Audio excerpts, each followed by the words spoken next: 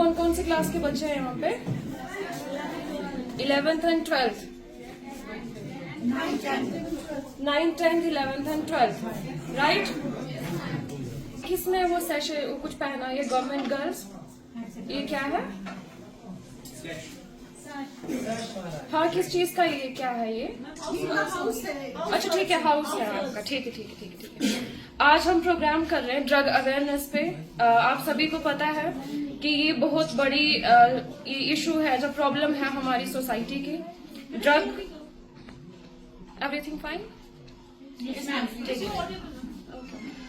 तो आप सभी को पता है हमारे यहाँ बारामूला में भी बहुत सारे केसेस आते हैं रिपीटेडली डेली बेसिस पे, और हमारे पुलिस स्टेशन में भी कंप्लेंट्स आती हैं।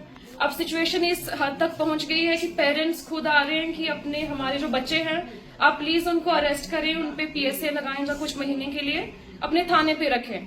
अब पेरेंट्स इस सिचुएशन तक आ गए हैं। इस सिचुएशन से पहुंचने के लिए आपका वो रहेगा कि जब आपको ये पता लगता है कि कोई बच्चा इसमें इन्वॉल्व होने जा रहा है, आप तभी से अगर थोड़ी सी स्ट्रिक्टनेस दिखाएंगे तो इस सिचुएशन तक हम नहीं पहुंचेंगे।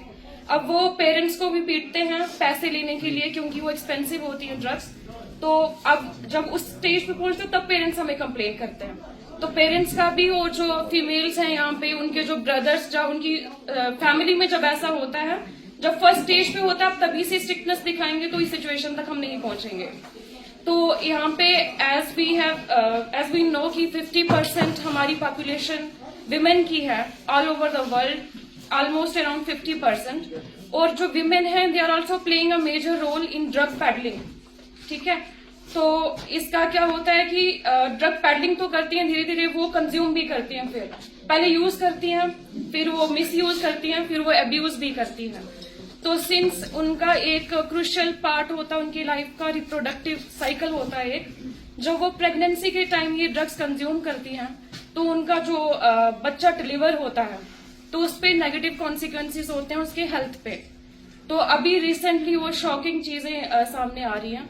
जो प्रेग्नेंट लेडी ये ड्रग्स कंज्यूम करती है तो उसके जो बच्चे पैदा होते हैं उनको डॉक्टर्स वो ड्रग के सपोर्ट पे रखते हैं, उनको वो डी एडिक्शन करवाने के लिए, क्योंकि फिर वो एकदम से डोज खत्म नहीं कर सकते, उनको रिपीटेड बेसिस पे थोड़ी थोड़ी डोज देनी होती है।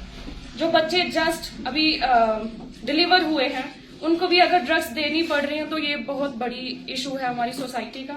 विमेन खासकर ये ध्यान रखें, और आपके फैमिली में अगर कोई बाई होता है या कोई और सोसाइटी में कुछ भी है तो आप उसको पुलिस के सामने, जो उसको डी एडिक्शन सेंटर्स में उनको वहां पे करें, एडमिट करवाएं कि वो ठीक हो जाए।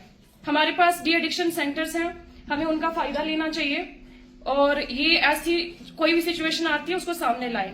एज अ पुलिस डिपार्टमेंट मेरे पास दो तरह के लोग आते हैं, एक होता है विक्टिम, दूसरा होता है परपेट्रेटर। परपेट्रेटर कौन? पेडलर होता है, ठीक है? वो बाहर से लेके आते हैं ड्रग्स, जम्मू से लाते हैं, दिल्ली से लाते हैं, उरी से लाते हैं। उरी से कहां से आता है? बाहर से आता है। तो हमारे जो पुलिस डिपार्टमेंट है और जो हमारा आर्मी डिपार्टमेंट है, बाकी हम इसको अलग नजरिए से भी देखते हैं। ये केवल ड्रग का इशू नहीं बन जाता, दिस इज एक चीज टर्म पढ़ी होगी आपने, narco terrorism. This is a way, आप एक सोसाइटी, हमारी इंडिया की एक यंग पॉपुलेशन है, हमारी उस सोसाइटी से कुछ उम्मीदें हैं कि ये यंग पॉपुलेशन अपनी कंट्री को डेवलप करेगा, ठीक है?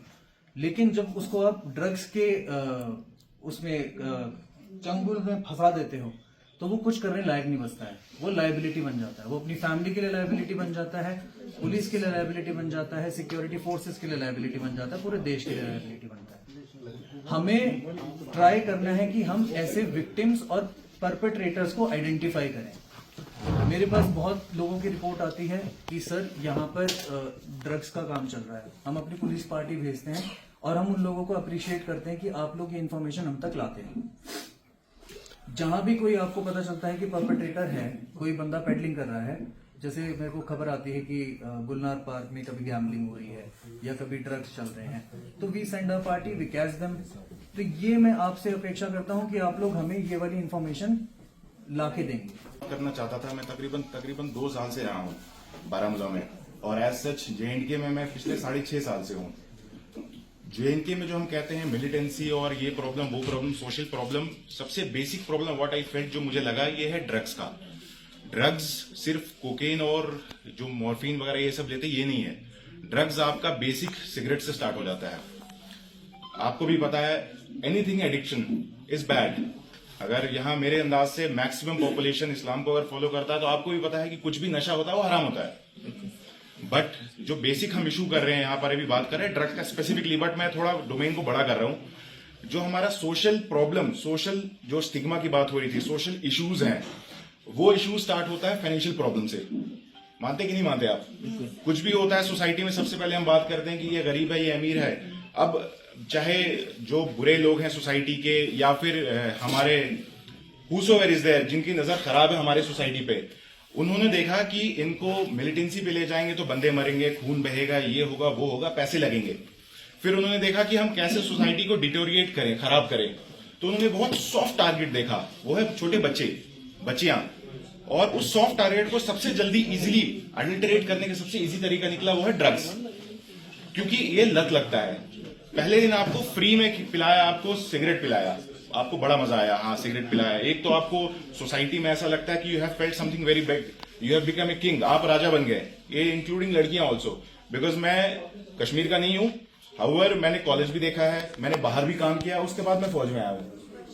तो सर ने मुझे पर्सनली लिया, बोला बेटा आप अगर चाहो तो आप अपने अबू को इससे हटा सकते हो, उनको बोल सकते हो ये गलत चीज है, यूज कर।